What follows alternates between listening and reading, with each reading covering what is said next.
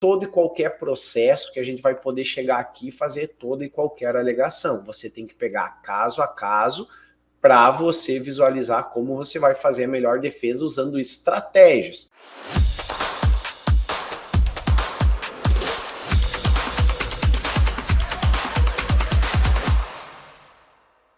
Olá, esse é o DAP, Direito Ambiental na Prática, canal no YouTube, podcast em sua segunda temporada, e hoje nós vamos ter um assunto muito importante e muito pertinente, porque já teve o seu primeiro episódio e agora nós viemos para um segundo devido à demanda de conteúdo mesmo que tem para se falar, quando nós estamos falando no contencioso em matéria de responsabilidade civil ambiental, mais focado no nicho da ação civil pública. Então, você que não assistiu o primeiro episódio, volte lá, assiste esse, volta depois e assiste o primeiro episódio, porque ele é muito importante para você ter um conhecimento um pouco mais aprofundado e não ficar perdido também na matéria, porque a gente já discorreu sobre os principais assuntos e hoje a gente vai seguir com essa demanda de defesa em ação civil pública em matéria de direito ambiental, é óbvio, que é o nosso tema aqui do direito ambiental e sempre tentando trazer de modo prático conteúdo que nós vivenciamos no nosso dia a dia. E hoje contamos com a presença ilustre de uma convidada que, conforme o Dr. Tiago fala e menciona muito, o nosso Tiagão, o braço direito dele no escritório, que é a doutora Melanie. Então ela tem uma vivência quase que diária com a ação civil pública, vai trazer aqui também a visão dela sobre esse tema, e é muito importante porque não fica só a minha palavra, só a palavra do Thiago, que traz também um olhar, porque você sabe, quando nós estamos falando em matéria de responsabilidade civil ambiental, você tem uma certa insegurança jurídica. Então vai trazer o olhar de uma outra pessoa também para estar falando a visão dela aqui, de como ela entende, os doutrinadores que ela tem mais conhecimento, os julgados que ela mais lê, para trazer voltado também, focado, é claro, sempre no contencioso, não nós participando do polo ativo. Já mencionamos no primeiro episódio como funciona uma CP, quem pode propor uma ação civil pública, então por isso seria importante também assistir o primeiro episódio. Pessoal, então apresento aqui a doutora Melanie Toledo, fique à vontade para se apresentar, doutora. Muito obrigada, Edvan. Boa tarde a todos. É uma honra fazer parte do DAP. Eu faço parte com muito prazer da equipe do Martins & Kate, como braço direito do Dr. Tiago. Sempre trabalhei com direito ambiental, inclusive no órgão ambiental estadual aqui do Rio de Janeiro, que é de onde eu falo, e eu vim aqui participar dessa conversa com o doutor Edvan. Perfeito, doutora. Importante falar, só fazendo um breve resumo, antes de nós entrar no mérito mesmo do segundo episódio aqui, um breve resumo, tentar trazer de maneira bem objetiva o que nós abordamos no primeiro, que foi a questão principal, a natureza da responsabilidade, ela é objetiva. O que isso quer dizer? Ela independe de dolo ou culpa. Para a questão da fundamentação legal, o artigo, ele é o artigo 14, parágrafo 1º da Lei 69.3881, a Política Nacional do Meio Ambiente. Também vai ter algo sobre, nesse sentido, o próprio artigo 225, que é a nossa base, o pilar central na Constituição Federal, que tem um capítulo próprio para tratar da matéria do direito ambiental. Então, lá no parágrafo 3º do artigo 225 também está falando um pouco sobre o tema. Importante falar sobre a consolidação já da teoria do risco integral em matéria de jurisprudência do STJ, porque quando está falando em teoria do risco integral, para você saber um pouco mais sobre esse tema, vale se destacar que quando você tem uma atividade, quando você é um empreendedor, e essa atividade, ela causou prejuízos a terceiros ou ao meio ambiente, não precisa ser um prejuízo à pessoa, ao indivíduo, mas um prejuízo ao meio ambiente, ele vai poder ser considerado como, independentemente da culpa ou do dolo, se essa atividade poluiu, ele vai ter, com base na teoria do risco integral, essa consolidação da responsabilidade perante a atividade. Ou seja, você assume todo e qualquer risco da sua atividade, não importa se você tem a licença, se ela está válida ou não. Então, tudo isso a gente aprofundou muito no primeiro episódio. Vale se destacar também a questão da obrigação própria terreno, que ela se transfere com a titularidade do próprio bem. Então, tudo isso nós aprofundamos. Falamos um pouquinho já sobre a inversão do ônus da prova e vamos aprofundar mais hoje. Falamos um pouquinho, já entrando no mérito desse segundo episódio, sobre a questão dos pedidos de uma ACP. Por exemplo, quem pode propor uma ACP? Ministério Público, uma associação voltada para fins ambientais, um partido político, por exemplo, tudo isso já comentamos, mas eu quero deixar claro aqui, se o MP, por exemplo, entrou com uma ação civil pública, quais pedidos ele pode fazer? Ele pode simplesmente entrar e fazer todo e qualquer pedido? Existe uma súmula falando sobre isso? Existe um artigo da lei de ACP falando sobre isso? Entrando nesse mérito, então, Mel, eu gostaria muito de ouvir de você o que você tem para falar sobre os pedidos, que a parte que move uma ACP, o que ela vai poder pedir, já pensando na nossa defesa, como nós vamos propor uma defesa nesse sentido. Até é importante destacar, mas se você tiver aí na cabeça, senão não tem problema, falar sobre um pouquinho da doutrina, o que o pessoal entende, os doutrinadores, sobre essa questão de pedidos em matéria de ação civil pública ambiental. Em geral, os legitimados pedem a condenação do autor em uma obrigação de fazer, de recuperar geralmente a área, ou não fazer, no sentido de se abster de desenvolver a sua atividade naquela área, e pedem também uma indenização pecuniária.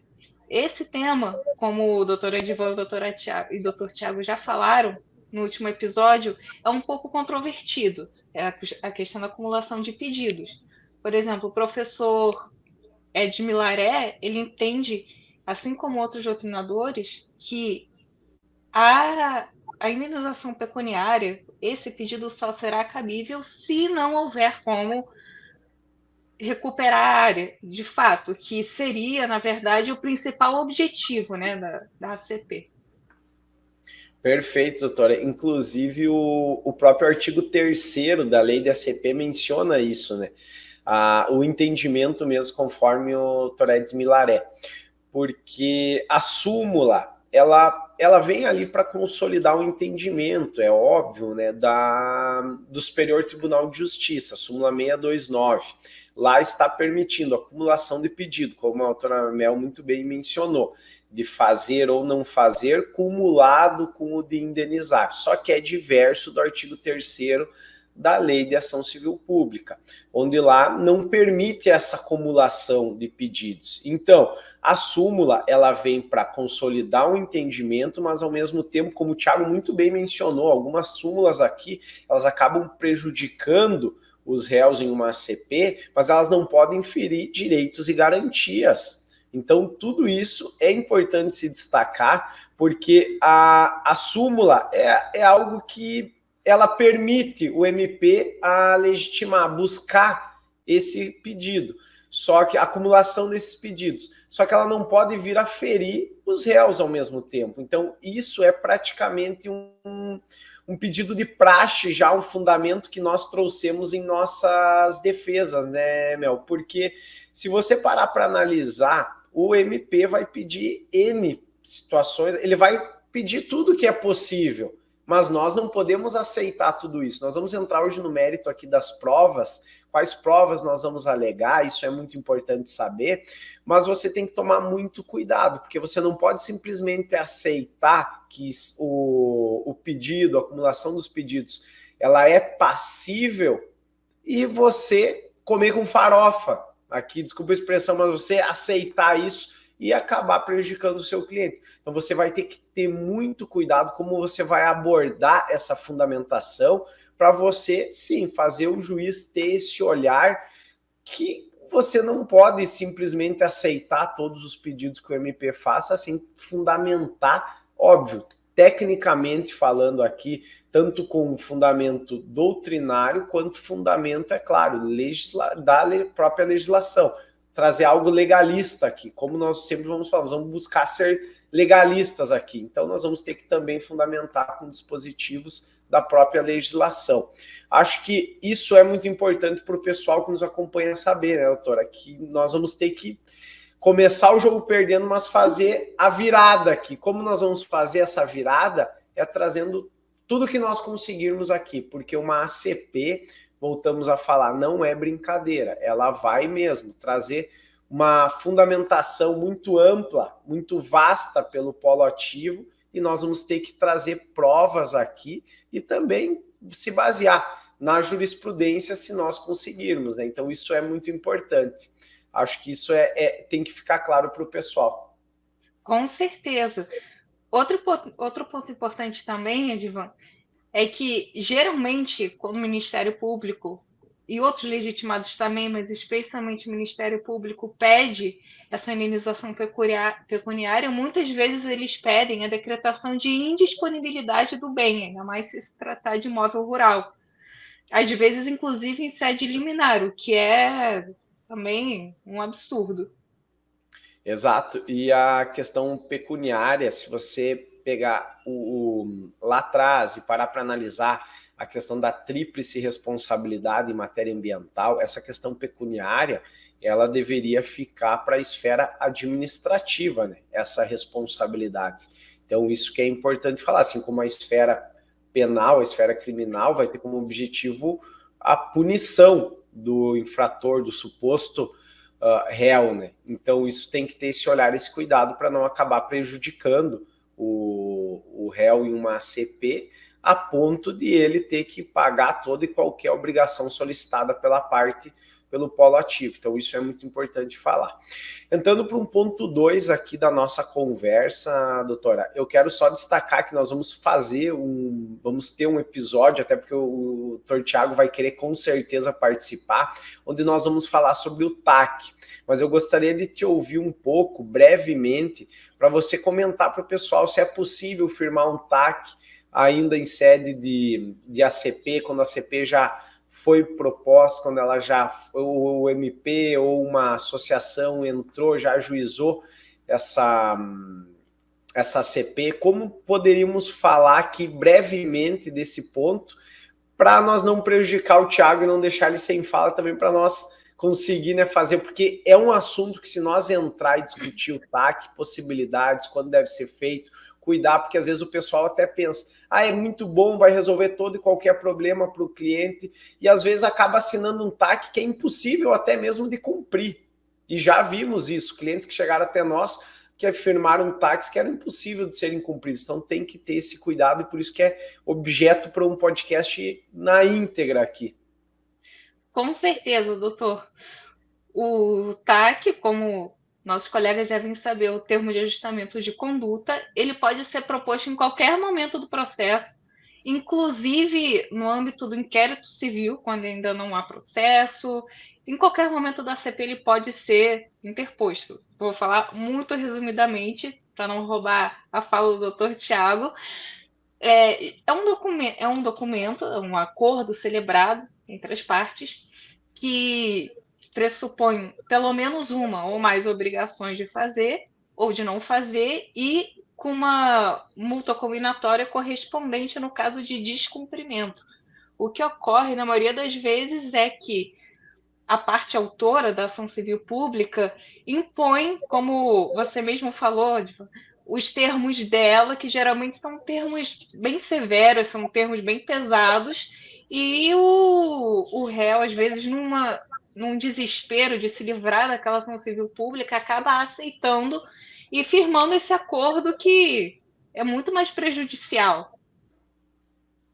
Exato, é importante falar para o pessoal que nos acompanha aqui a questão de que o TAC ele é um título executivo, então, e ele vai ter como objetivo impor obrigações para o suposto, já que seria se está formulando o TAC, para a pessoa mesmo, jurídica ou física, que cometeu, então, um dano ambiental. E aí, nesse TAC, muitas vezes, porque eu falo que o pessoal às vezes acaba assinando e para se livrar de um problema, e às vezes acaba pegando um problema maior ainda. Porque ali, muitas vezes, você vai estar assinando todos os objetivos que aqui pegamos o Ministério Público como exemplo sempre, mas que o Ministério Público te propôs aqui.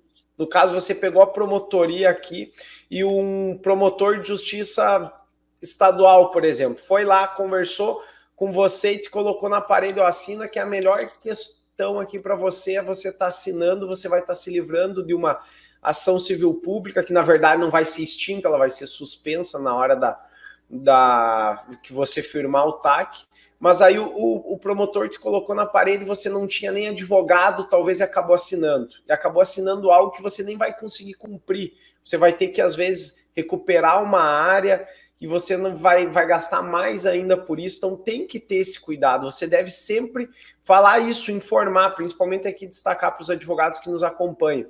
Sempre, pessoal, falem, mostrem para o cliente que vocês vão entregar excelência para ele. Nós cobramos hoje muito bem pelos nossos serviços, mas nós entregamos a excelência para o nosso cliente, entregar o melhor direito para ele. Por isso que é muito importante, porque o cliente em em sede de inquérito civil ainda, ele talvez vai estar lá acompanhando sozinho o processo. É uma empresa, muitas vezes vai ter já um advogado ou da empresa, um advogado que vai estar acompanhando. E se não for também especialista, expert na matéria, pode ser que fira, sim, os direitos do cliente. Então tem que ter esse cuidado, um advogado com conhecimento na área. E você que é aqui, colega, advogado que está nos acompanhando, pode dar todo o subsídio necessário para o seu cliente, mas sempre fale para ele a necessidade de se contar com o advogado, de ter o conhecimento técnico e também cobrar bem pelo seu serviço, sob pena de você não dar atenção devida, achar que é simplesmente assinar um acordo, entre aspas, pode-se dizer assim, e esse acordo tem que ser o quê? Quando é um acordo, ambas partes cedem, ambas partes vão sair ganhando e perdendo ao mesmo tempo, mas não pode só o Ministério Público propor esse TAC para o seu cliente, sem que você consiga também fazer algumas alterações nele, algumas modificações talvez necessárias. Então tem que se ter esse cuidado e é muito importante. Por isso que é um objeto para se falar aqui em um episódio inteiro, porque se for entrar no mérito, a gente vai longe, né, nas posições que a gente pode colocar aqui. Exato. Doutora, entrando no mérito das provas em uma matéria de ação civil pública, o que você diria assim que é o mais importante ter o cuidado? O que o advogado deve saber? O advogado pode simplesmente fazer sozinho toda a defesa sem contar com o técnico da área, sem contar com o laudo? É necessário prova oral? Não? O que você vê? Claro que cada caso é um caso, mas pelos últimos casos que nós abordamos no escritório, o que você poderia comentar? A produção de provas no âmbito da defesa em ACP é muito importante, porque, diferente da ação declaratória de nulidade, é uma ação muito técnica, e as provas juntadas pela parte autora vão ser geralmente provas de um processo administrativo, ou de um processo administrativo movido pelo órgão ambiental, ou até mesmo no âmbito do inquérito civil. E o importante é que o advogado especialista foque muito nessas provas para ver de que forma ele pode combater. É preciso, sim, que ele seja subsidiado por muitos elementos técnicos. E, nesse sentido, vale muito a pena discutir o caso com todos os profissionais técnicos, engenheiros, biólogos, porque para ter uma robustez, né, ao apresentar.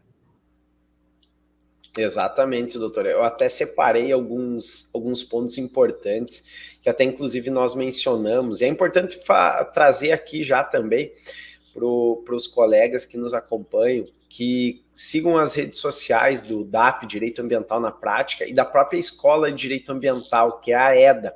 Inclusive você que está acompanhando esse episódio, e ele está antes da data de 4 e 5 de agosto do ano de 2023, ocorre a nossa próxima imersão, turma 4, nos próximos dias 4 e 5 de agosto do ano de 2023. Então, vamos deixar o link aqui abaixo para você que quer saber mais conhecer um pouco mais sobre a EDA, que é a Escola de Direito Ambiental, nós conseguimos de fato lá aprofundar mais e trazer a realidade, porque lá a gente vai conseguir trazer macetes para vocês, vai conseguir trazer guias, vai conseguir trazer o processo interno do escritório, como funciona para formular uma defesa em ação civil pública, por exemplo, dentre outras questões, e principalmente, vou trazer até uma dica aqui para vocês que a gente fala muito lá e menciona de fato como fazer, que é a questão do despacho com o juiz. É muito importante você não simplesmente fazer uma defesa e ser só mais uma defesa, mas você contextualizar ela, fazer uma chamada de vídeo, no mínimo, com o juiz, se você não está na comarca. Se você está aí na comarca, você está atendendo seu cliente, o mínimo que você deve fazer é ir até o juiz, buscar conversar com ele, explicar as suas colocações. Então isso é tudo muito importante e a gente demonstra lá na Escola de Direito Ambiental como você deve fazer isso, como você usar da sua persuasão, algo que nós não podemos também, devido não só ao tempo, mas algumas questões internas também, mostrar como a gente faz essa condução. Isso tudo é muito importante porque faz a diferença no resultado final do seu processo, como você monta a sua peça. Falando do layout aqui dela agora, tem questões que o juiz vai olhar a peça e não vai nem dar uma lida completa, a gente sabe disso, porque ela vai estar talvez mal feita, vai estar uma peça muito prolixa aqui, que não vai ter fundamento nenhum. Então não adianta às vezes você encher linguiça, trazer, achar que está trazendo robustez para a tua peça e está colocando, enfim, fundamentos aleatórios que não fazem sentido nenhum e estão mais prejudicando do que melhorando a sua defesa. Então tem que se ter esse cuidado. Mas eu separei algumas questões aqui muito importantes e quero trazer, doutora. Depois você fica à vontade para discorrer sobre elas também. Claro que não vamos conseguir aprofundar muito aqui, mas alguns pontos interessantes para se alegar em defesa de uma ACP, por exemplo. Falando da alegação da inexistência de dano ambiental. Nós vamos ter que fazer esse questionamento. Nós vamos ter que alegar a inexistência de um dano ambiental. Talvez o Ministério Público chegou aqui e trouxe tudo que ele tinha. Eu estou puxando muito o Ministério Público na CP, já que nós estávamos falando sobre TAC também. Então, o que acontece? O Polo Ativo veio aqui e colocou contra... O IBAMA veio aqui e fez todas as alegações possíveis que podia. Nós vamos ter que debater se de fato existiu esse dano ambiental. Então, de que forma nós vamos fazer isso? Como a doutora Mel muito bem mencionou antes, debatendo com o nosso técnico ambiental, com o engenheiro ambiental responsável, talvez vão ser técnicos multidisciplinares aqui da área para se pegar um dano muito grande, um dano que move mais de um, não falando mais de um bioma, mas falando aqui mais de um dano, pode ter mexido com uma poluição que prejudicou um lago, que prejudicou algo que foi um rio, que foi indo adiante e acabou prejudicando outras pessoas também, outras fazendas, às vezes também prejudicou uma área do próprio poder público. Então a gente vai precisar às vezes mais de um técnico trabalhando, uma equipe trabalhando junto no caso. Então tudo isso é muito importante fazer, por quê? Para você gerar a excelência devida que o cliente necessita, sob pena de acabar prejudicando ele. Então isso é muito importante sempre, né, meu? Acabar tentando trazer essa alegação da desconfiguração do dano ambiental. Isso é muito importante. E paralelo a isso, que eu quero que a doutora Mel discorra um pouco, é sobre a questão da alegação de inexistência entre a conduta e o dano, entre o nexo causal. Nós falamos que a natureza da responsabilidade ela é objetiva, ou seja, independe de dolo ou culpa na conduta. Mas tem que ficar claro que o nexo causal ele é o centro da responsabilidade civil. Então, se não existir um nexo causal entre a conduta e o dano, não se existe a obrigação do réu aqui no caso de gerar uma condenação. O pedido vai ter que ser julgado improcedente. Então, essas alegações que são os objetivos da nossa defesa sempre, né, Mel? Exatamente. A gente precisa ter em mente, como o Edivan está trazendo aqui, que a responsabilidade objetiva, embora ela siga a teoria do risco integral, ela seja pró-terreno, seja solidária, o pulo do gato está exatamente na questão do dano e da desconfiguração do nexo de causalidade. É por isso o que a gente vê muitas vezes, advogados que não são especialistas ou que têm menos experiência, fazem chamamento de terceiro ao processo, dizendo que não foram eles, que era outra pessoa que estava na área. Mas não é isso que tem que ser discutido em sede de ACP. Essa questão da autoria, por ser uma questão subjetiva, afeta ao processo administrativo, a responsabilidade administrativa. Nesse caso, você não vai chamar um terceiro para o seu processo, não vai fazer isso. Você vai quebrar o nexo de causalidade e a existência de dano, justamente, através de provas robustas que contradigam as provas administrativas que o autor traz. Perfeito, doutora. Falando um pouco sobre a questão administrativa, já que você puxou, e chegam muitas vezes também ações civis públicas, onde até muitos advogados nos procuram para auxiliar eles ou auxiliar clientes, porque você pega estados do norte do Brasil, muitos advogados também são produtores, eles têm terras, enfim, e acabam tendo ações civis públicas onde eles são réus. E isso acontece, tem clientes nossos nesse sentido, mas principalmente advogados que chegam até nós que tem o cliente e não sabem como conduzir uma defesa em ação civil pública. Isso é muito normal e é de parabenizar os advogados que têm essa humildade de nos procurar para auxiliar e fazer uma parceria em uma demanda desse tipo para não prejudicar o seu cliente. E aí o que acontece? Muitas vezes quando chegam esses casos, a medida administrativa já foi tomada ou já teve lá um pagamento, uma condenação administrativa, ou já teve lá uma defesa ineficaz, uma defesa que às vezes acabou prejudicando o cliente, alguma alegação nesse sentido. Isso é muito importante. Desde o início que o cliente recebe uma notificação administrativa, ou então já recebe, ou fica sabendo que vai ter uma CP no seu nome, procurar um advogado especialista. Por quê? Porque as esferas, elas não se comunicam. Mas muitas vezes o que foi alegado lá em sede administrativa pode ser levado contra o cliente em matéria civil. Então tem que ter esse cuidado. E por isso que nós vamos trazer aqui, conforme eu mencionei anteriormente, questão de algumas alegações que podem ser feitas. Como a doutora Mel muito bem mencionou, não é todo e qualquer processo que a gente vai poder chegar aqui e fazer toda e qualquer alegação. Você tem que pegar caso a caso, para você visualizar como você vai fazer a melhor defesa usando estratégias. Então, se você pega um caso onde administrativamente já se teve uma defesa ineficaz, onde alegou que o cliente de fato cometeu o dano, mas era para sustento próprio, era para sustento dele, da família dele, que ele estava, porque ele era muito humilde, teve que ir lá e fazer o desmate e ele alegou isso. Então vai ter que se ter o cuidado, e como você vai falar agora, para você não chegar agora, não houve a existência do dano ambiental. Isso pode prejudicar muito o seu cliente. Então você vai ter que cuidar qual a estratégia que você vai fazer para você não chegar aqui e simplesmente estar fazendo algo e você nem saber que existia um processo administrativo.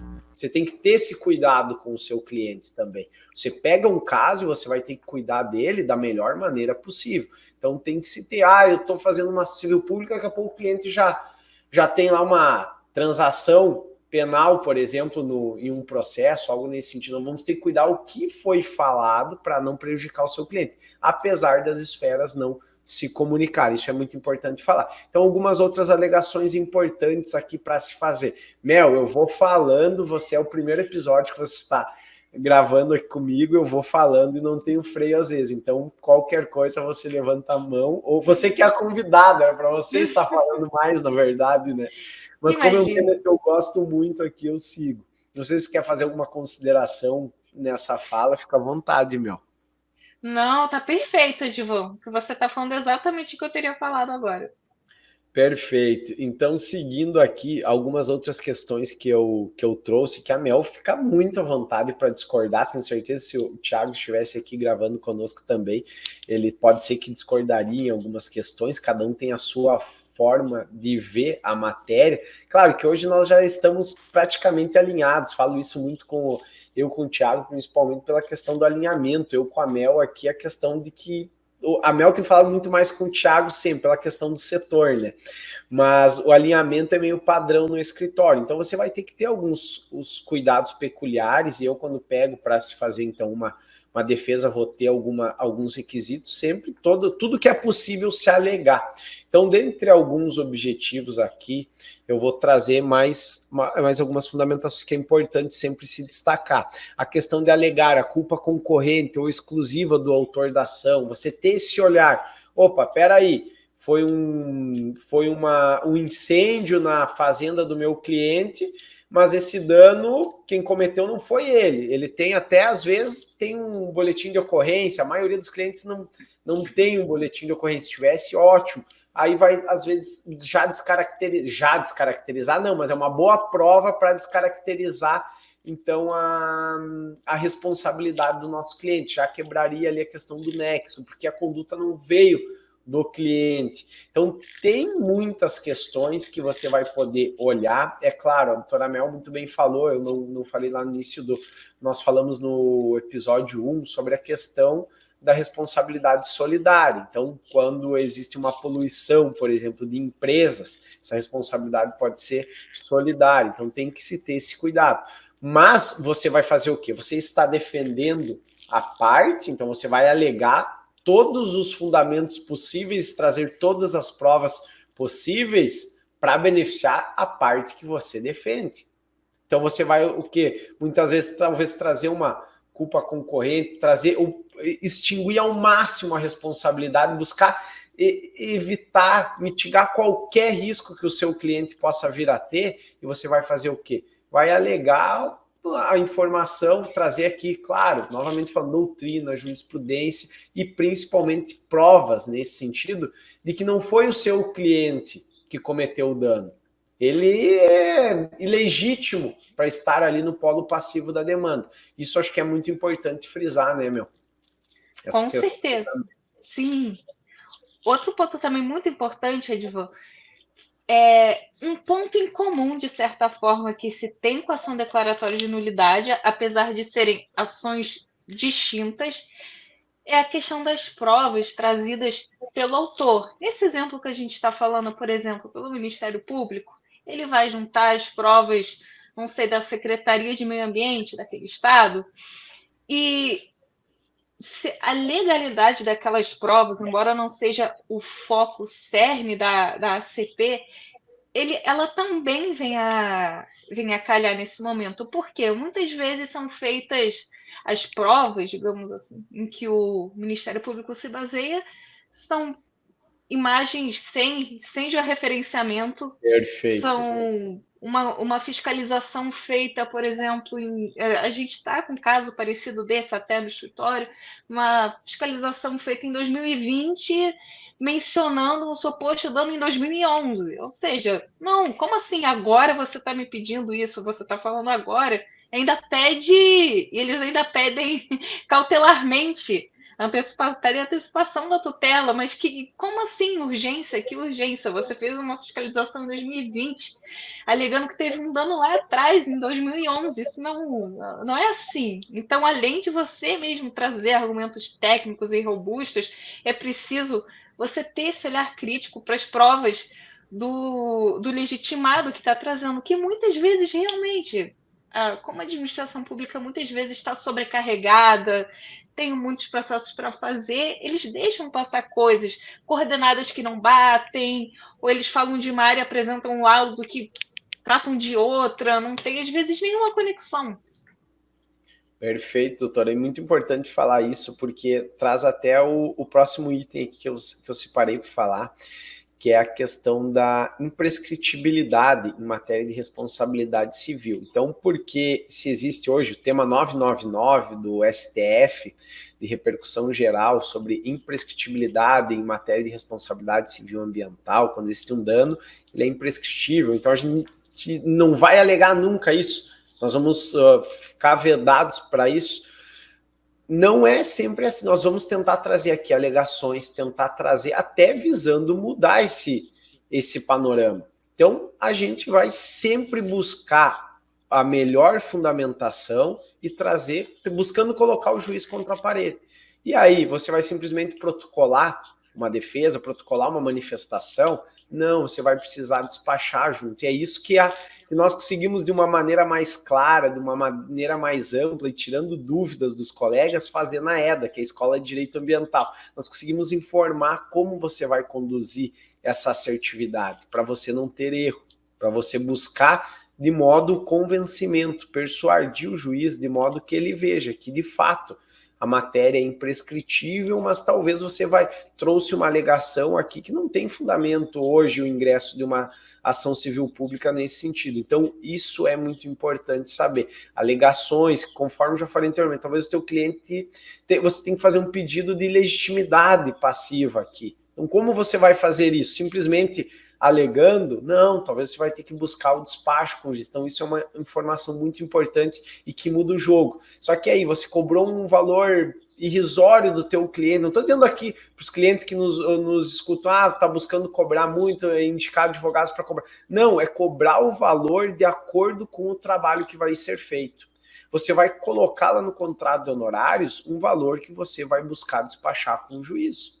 Então, isso é importante frisar, porque você vai ter uma assertividade muito maior, porque isso faz a diferença, faz parte dos nossos processos internos. Então, isso muda o jogo, isso você vai conseguir ter muito mais chances de se buscar uma improcedência, uma ACP dessa maneira, do que simplesmente protocolando e trazendo, muitas vezes, fundamentos aqui que podem ser adequados, mas que não fazem sentido para o juiz simplesmente ao ler a peça. Ele precisa de um convencimento ainda maior. Então, isso é algo importante para se fazer e que, de fato, muda o jogo, né, meu? Isso é importante falar. Exato. Então, pode ir, meu. Então, eu sigo aqui, vai lá. Não, imagina, eu só ia fazer uma pontuação. Essa parte de despachar com o juiz também, muitas pessoas acham que é só chegar lá no fórum e conversar, mas não.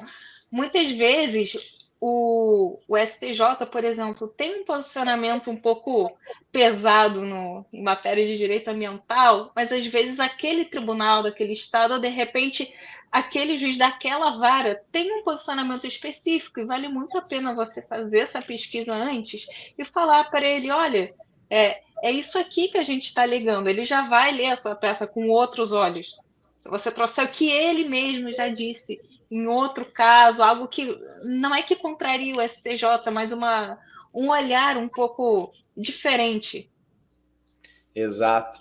Até falando, meu, é importante, nós entramos um pouco no mérito, mas não aprofundamos muito. Nós trazer só aqui uma outra súmula, que é a súmula 618, que fala sobre a inversão do ônus da prova, súmula do STJ, é claro, fala sobre a inversão do ônus da prova em matéria de dano ambiental, né?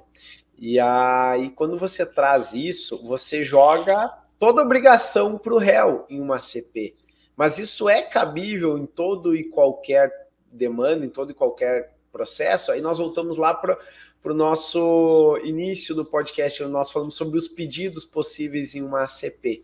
E aí é um pedido que quase de praxe o Ministério Público faz, o IBAMA sempre faz, falando aqui de dois dos maiores enfrentadores que nós temos aqui no nosso escritório. Então, falando um pouco sobre isso, vale se destacar o fato de que o Ministério Público e o IBAMA vão pedir de tudo que eles conseguirem. Então, aí nós temos uma súmula contra, falando de inversão do ônus da prova. Então, o que nós vamos ter que alegar? Ter que alegar que eles não são hipossuficientes. Eles têm a máquina na mão para gerar a prova possível para conseguir, inclusive também artigo, se não me engano, 372 do CPC, onde traz a obrigação do polo ativo fundamentar e trazer provas, robustez das suas alegações. Então, isso vale se destacar que em matéria de contestação, em matéria de manifestação também, que você venha a ser objeto aqui da tua defesa, você vai ter que alegar tudo isso e buscar falar também com o juiz, trazer à tona para ele que o IBAMA, como você mesmo falou, em caso aqui do escritório, eles tinham essa possibilidade lá em 2011, 12, 13, quando fosse, de trazer a melhor prova e ingressar com a demanda, ou fazer uma prova melhor, então, com mais robustez, e não o fizeram. Então, precluiu o direito deles também. de trazer essa prova. Então, isso é muito importante, né, meu? Para nós sempre buscar entregar algo para o cliente que seja de valor e não simplesmente aceitar que ocorreu a inversão de ônus da prova e nós temos que consolidar tudo. Não, você vai brigar. Você pode ir até o STJ brigando por um despacho como esse. Para se chegar talvez no STJ ou STJ, de fato, existe essa súmula, mas para esse caso aqui, não, ela perde o sentido. Então você vai entregar como isso, você vai ter que agravar, você vai ter que brigar por isso para se buscar já talvez até que não só empurrar para frente uma demanda, empurrar para frente um processo, mas para de fato conseguir um despacho que às vezes vai, às vezes não, pode com certeza mudar o destino do cliente, porque se houve ou não a inversão dos ônus da prova é uma diferença enorme para a fase de instrução. Então, isso é muito importante, principalmente para o julgamento do feito, né? Então, isso é importante destacar. Eu trouxe algo aqui que vale também, é oportuno falar, não para os nossos casos, porque os nossos casos, a maioria deles, nós até por opção interna do escritório, trabalhamos com casos um pouco maiores, mas muitas vezes os advogados que aqui nos acompanham têm um caso um pouco menor, um valor baixo de uma ação, um dano pequeno, o princípio da insignificância também. Então, são teses que você vai trazer e que aqui é claro, nós estamos em um episódio de um podcast para você entender um pouco mais do contencioso em matéria de ação civil pública, mas nós não vamos poder trazer tudo. Por isso que nós temos a Escola de Direito Ambiental, e fica aqui o convite para você conhecer no link abaixo. Então, isso é importante falar, né, para a questão de tese, tudo, cada caso é um caso, mas existe um padrão que você vai podendo ver requisitos aqui para você seguir na hora de fazer a sua defesa. Exato, a gente não pode aceitar de forma passiva as súmulas, as jurisprudências, mesmo dos tribunais superiores, porque é assim que a gente muda, inclusive, a jurisprudência, apontando em determinados casos.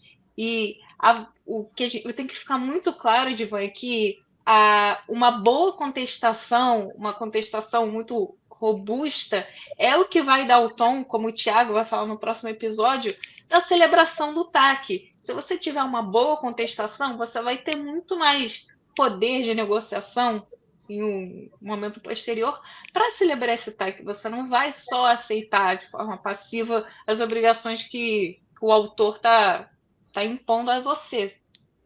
Perfeito, exatamente. Nós até íamos entrar um pouco no mérito da reconvenção, se é possível, se não é possível, matéria da CP, mas também vai ser tema para um episódio. Talvez nós conseguimos juntar o TAC e a reconvenção, porque são peculiaridades, nichos que nós precisamos adentrar um pouco mais, não dá simplesmente para jogar algo aqui e deixar a nossa audiência aqui querendo algo a mais ainda que não vai vir. Então a gente vai falar mais sobre reconvenção, tentando buscar respeitar os nossos limites aqui de horário, que nós tentamos frisar, que é 40 minutos para essa segunda temporada, para ficar bom para você que nos acompanha, não ficar um conteúdo maçante, tentar ser bem objetivo também nos conteúdos. Você que gostou desse episódio de hoje, peço que deixe o seu like, comente aqui sobre um assunto, um determinado tema que você queira saber, solicitar algum livro específico que acha de tal doutrinador, compartilhe e não deixe de seguir o nosso canal também, porque a gente sabe que a maioria das pessoas que nos assistem no YouTube ou estão acompanhando no Spotify, que é ainda o maior propulsor do DAP, nós sabemos que ainda não seguem o canal. Então siga o canal, deixe o seu joinha e comece e ative os lembretes também aqui, ative a notificação, para assim que for um novo episódio por ar, você já ser notificado. Mel, fica o meu carinho aqui, minha gratidão, e a Mel que vai ter mais participações. Falem se vocês gostaram da Mel, tenho certeza que sim. Adorei, apesar de não ter deixado a Mel, talvez queria falar um pouco mais, eu falei bastante aqui, Mel, mas tenho certeza que você vai ser muito participativa aqui nos próximos episódios também. Imagina, João, eu que tenho que agradecer muito a você, ao Thiago, por essa oportunidade. É um prazer estar aqui com vocês. Eu já era muito fã do DAP antes mesmo de entrar aqui para o time. Pessoal, ponham o lembrete, se inscrevam na EDA, ela é fantástica, ela muda a vida de vocês. Perfeito, meu. Muito obrigado, então, pelo carinho. E, pessoal, nos acompanhe, então, conforme prometido, um episódio por semana vai sempre ao ar. Um abraço e até a próxima.